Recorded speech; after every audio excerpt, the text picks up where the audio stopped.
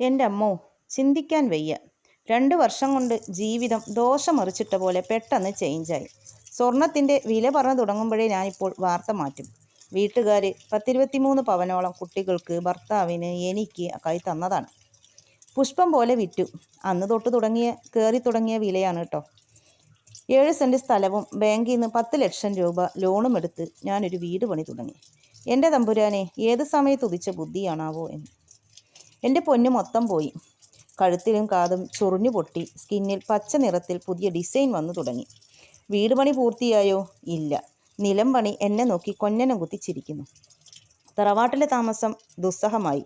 കരാർ കൊടുത്ത engineer car ഒന്ന് മാറ്റി വാങ്ങി. അതെങ്കിലും നടന്നല്ലോ. ഞങ്ങൾ സ്കൂട്ടിയിൽ പോയാലെന്താ?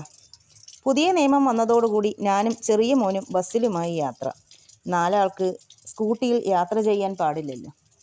തിക്കിനെരുക്കി ഇരുന്നാലും ഹെൽമെറ്റിൻ്റെ ചെത്തവും അത് വേറെ വഴക്കും. 1000 സ്ക്വയർ ഫീറ്റ് വീടും 7 സെൻറ്റ് ഭൂമിയും സ്വന്തമായി എന്ന സമാധാനത്തോടെ ആരെയും അറിയിക്കാതെ ഞാൻ എൻ്റെ മക്കളെയും കൂട്ടി ഞാൻ തന്നെ പാല് കാച്ചി താമസം തുടങ്ങി. നിലത്തെ കോൺക്രീറ്റ് പൊടി കൊണ്ട് ഇത്തിരി തുമ്മലും ജലദോഷവും മാറുന്നില്ല എങ്കിലും ആരുടെയും കറുത്ത മുഖം കാണണ്ടല്ലോ. പണത്തിൻ്റെ കാര്യം വരുമ്പോൾ ഉമ്മയും കൂടപ്പിറപ്പുകളും ആരും ഉണ്ടാവില്ലെന്ന് മനസ്സിലായി. മീതയ്ക്ക് മീതെയുള്ള വീടിൻ്റെ അടവും നോട്ടീസ് വന്നുകൊണ്ടേയിരുന്നു.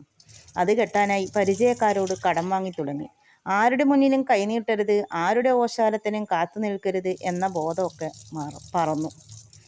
ഇപ്പോൾ എന്നെ കാണും മുന്നേ അവർ ഇങ്ങോട്ട് ആവലാതി പറയാൻ തുടങ്ങി. അള്ളാനോട് നന്ദി പറഞ്ഞു പുതിയ പാഠങ്ങൾ പഠിപ്പിച്ചു തന്നതിന്. മൈക്രോ ഫൈനാൻസുകാർ തന്നെ ആഴ്ചയിൽ വന്ന് ഉള്ള സമ്പാദ്യം പെറുക്കിക്കൊണ്ടു പോകാൻ തുടങ്ങി. അത് കാരണം വീടിൻ്റെ അടവുകൾ പെൻഡിങ്ങും വന്നു. കുറച്ച് ദിവസമായി വീട്ടുമുറ്റത്ത് ഇടതടവില്ലാതെ ആളുകളാണ്. രാഷ്ട്രീയ പാർട്ടിക്കാരും ബാങ്കിൻ്റെ ഉദ്യോഗസ്ഥന്മാരും. അങ്ങനെ ഫ്രിഡ്ജിൽ തണുത്ത വെള്ളം ഞാൻ കൂടുതൽ കരുതി. 2 നാരങ്ങയും അധികം കരുതി. ആരായാലും ഇനി ഇത്തിരി കലങ്ങിയ വെള്ളമൊക്കെ കുടിച്ചിട്ട് പോയാൽ മതിയെന്നേ. ഇപ്പോൾ വോട്ട് ലിസ്റ്റിൽ എൻ്റെ ഭർത്താവിൻ്റെ പേരില്ലാത്രേ.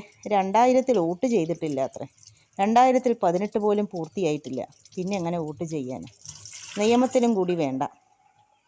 എന്തായാലും എല്ലാവരും വന്ന് വോട്ട് അഭ്യർത്ഥിക്കുന്നുണ്ട്.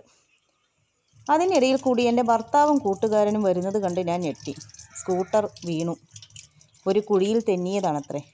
കഴുത്തിൽ നല്ല വീതിയുള്ള വെളുത്തൊരു കോളർ ബെൽറ്റും കൈക്കൊരു പൊട്ടലും. ഒരാഴ്ചത്തേക്കുള്ള മരുന്ന്, ബാൻഡേജ്. അങ്ങനെ എനിക്ക് മാലയില്ലെങ്കിൽ എന്താ? മലബാർ ജ്വല്ലറിയുടെ പരസ്യം പോലെ എൻ്റെ അക്കാക്ക് കിട്ടിയ വീതിയുള്ള ചോക്കർ നെക്ലസ് കണ്ട് ഞാൻ പൊട്ടിച്ചിരിച്ചു. എന്തായാലും നാരങ്ങ വെള്ളം ആദ്യം ഇക്കാക്ക് തന്നെ ഇരിക്കട്ടെ.